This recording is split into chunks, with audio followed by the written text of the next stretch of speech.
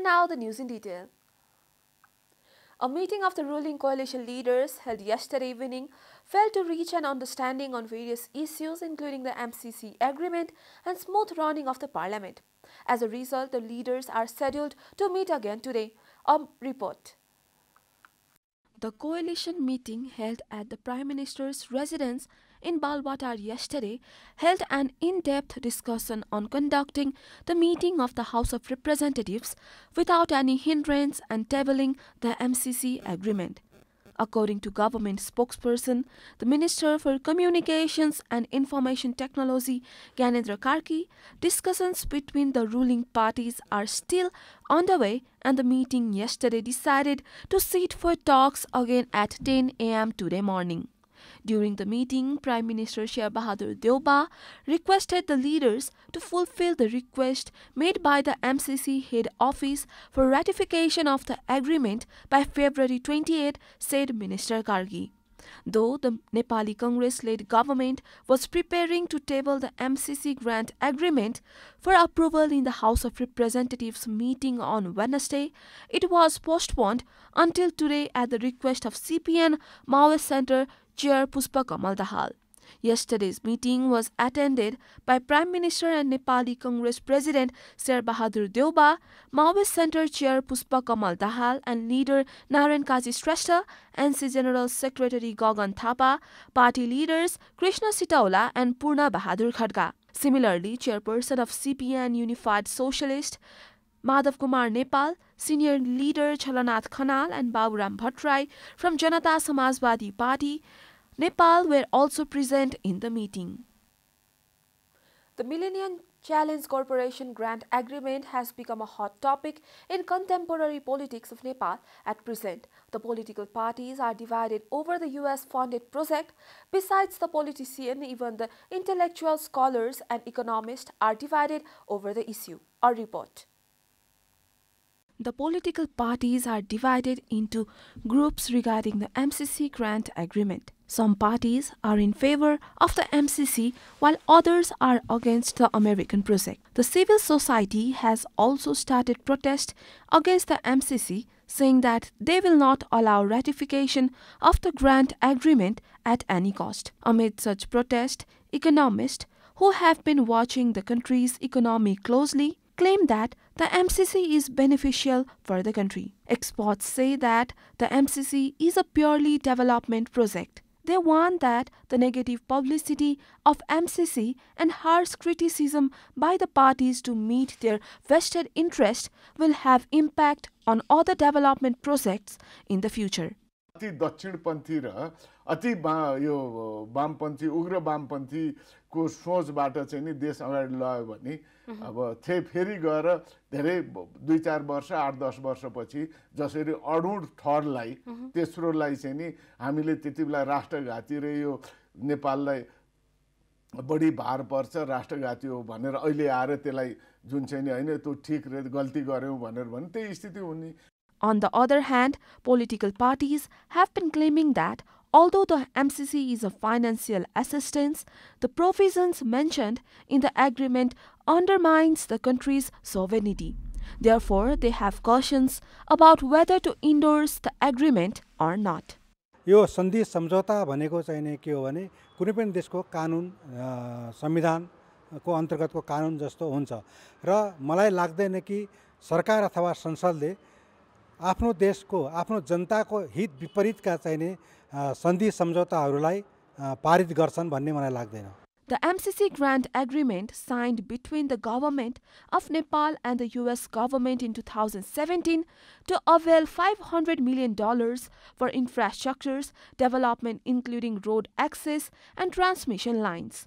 However, the MCC agreement has not been ratified even 5 years after the agreement. The failure to endorse the grant agreement will damage the reputation of Nepal among the donor community. On the other hand, the government is unable to endorse the agreement in its current form without support from the political parties.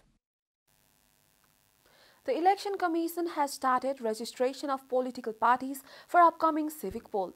3 political parties were registered yesterday at the Commission for the local level election. The government has decided to conduct the local election on May 13. According to the Election Commission, Janata Pragatisheel Party, Samajik Ekata Party and Nagarik Unmukti Party have enrolled at the Commission on condition of complying with the provisions of Political Party Act 2073, Regulation 2074 and existing federal laws. At a routine press conference yesterday, Election Commission spokesperson Saligram Sharma Paudel said that the total number of parties in the Commission's list so far has reached 106. The EC had earlier published a notice urging the political parties to register for the upcoming election within February 27. The Commission informed during the press meet that it has approved the Directive on Human Resource Management 2078 to ease mobilization of human resource for the upcoming local election.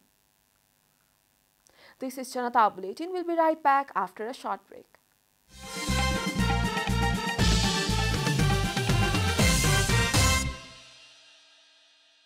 Welcome back. After the break, we continue with other national news.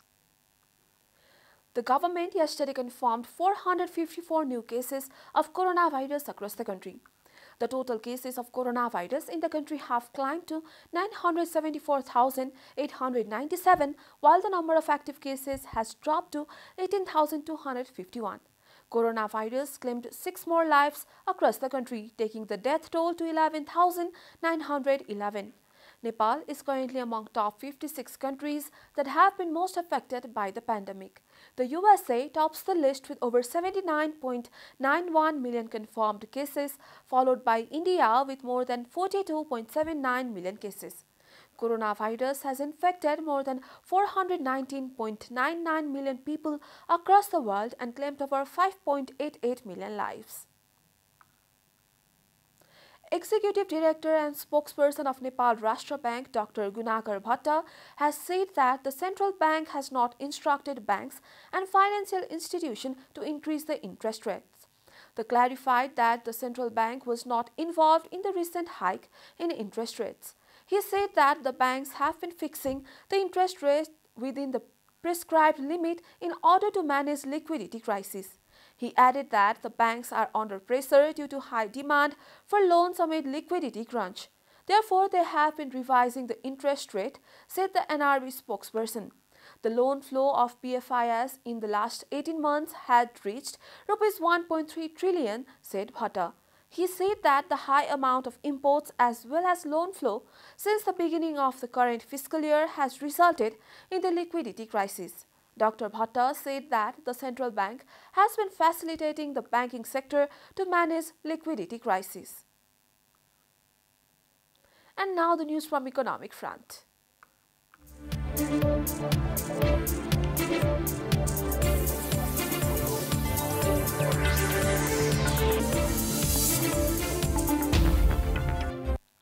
Buddha Air is all set to conduct direct flights between Janakpur and Pokhara from March 1. The company is planning to conduct flights from its base in Pokhara to connect two of the popular tourist destinations of the country. Buddha Air will conduct 3 flights a week and will add more flights as per the demand, the company informed. According to the company's station manager in Janakpur Dham, Vijay Kumar Singh, early bookings have been opened from Wednesday. According to him, the flights between Pokhara and Janakpur will be conducted on Mondays, Thursdays and Saturdays. The Civil Aviation Office, Janakpur, confirmed that the direct flights between Janakpur to Pokhara will commence from March 1, coinciding with the Mahasivaratri festival. Time for a short break here at Janata Bulletin. Stay tuned for international news.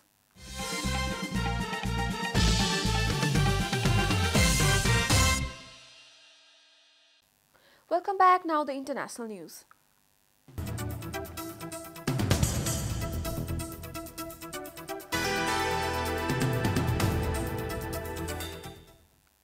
US President Joe Biden has warned there is every indication Russia is planning to invade Ukraine, including signs Moscow is carrying out a false flag operation to justify it after Ukrainian forces and pro-Moscow rebels traded fire.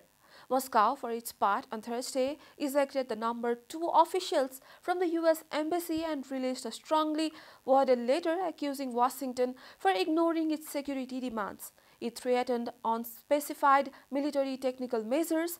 Early morning exchanges of fire between Ukraine and pro-Russian separatists in eastern Ukraine raised alarm, with Western officials who have long warned that Moscow could try to create a pretext for an invasion, saying they believed such a scenario was now folding.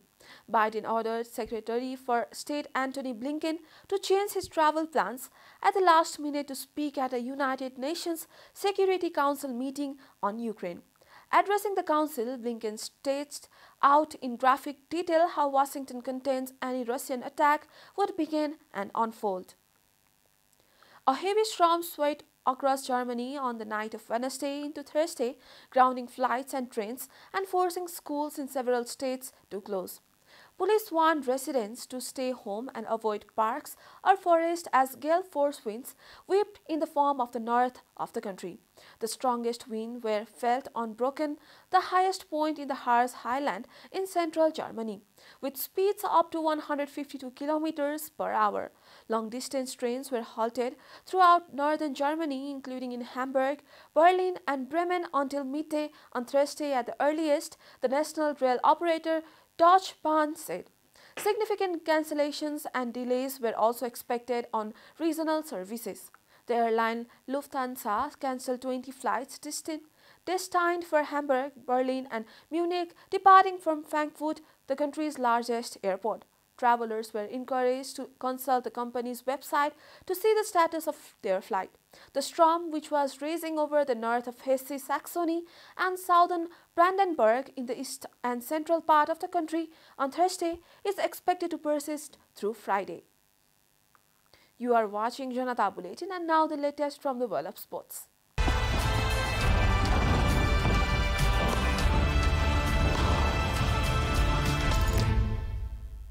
The special court has found former national football captain Hari Khadka guilty in a corruption case.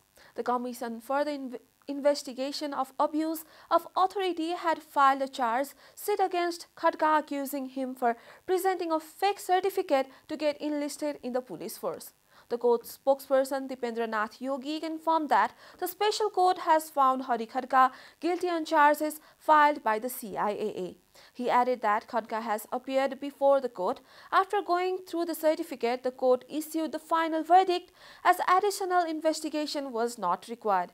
According to Yogi, Hari Khadka has been slapped a fine of Rs 5,000. The CIAA had filed a graft case against Khadka on January 26.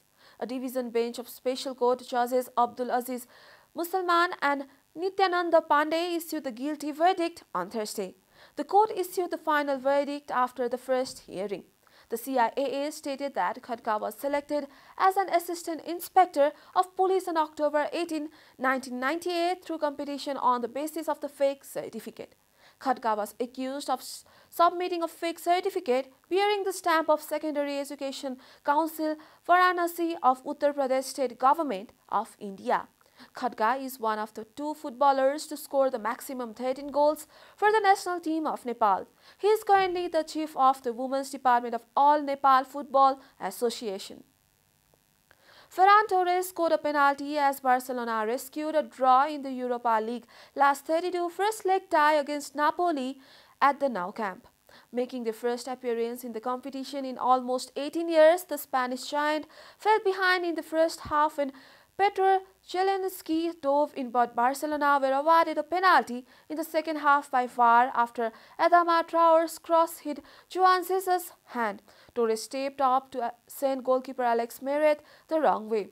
The goal will have been in significant relief for the former Manchester City striker after he had missed a big chance when the big game was goalless, firing over when well placed inside the box. However, he also had a good opportunity to win the game for Barcelona late on, but again sent his shot over the bar. Xavi's side, who are in the Europa League after failing to get out of the group in the Champions League, were the better side after Torres' 59 minutes equalizer, but could not find a winner despite their late pressure. The two sides will meet again in Italy for the second leg on Thursday, 24 February. We are at the end of Janata Bulletin and the headlines once again. Ruling coalition meeting ends inconclusively. Leaders decide to sit for talks today morning. Political parties still divided over MCC issue. Economists argue it is beneficial for the country.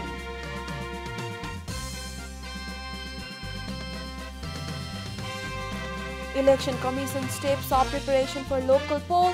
Directive on human resource management for the election approved.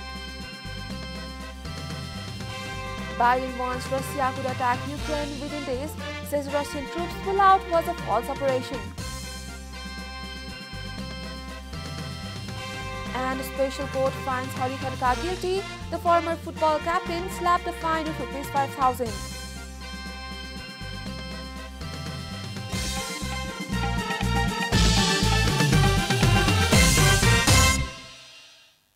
And that's all from the English News Desk for today. You can follow Janata Television and our programs on various social media platforms, including on our website janatasamachar.com. Keep watching Janata Television. Namaste.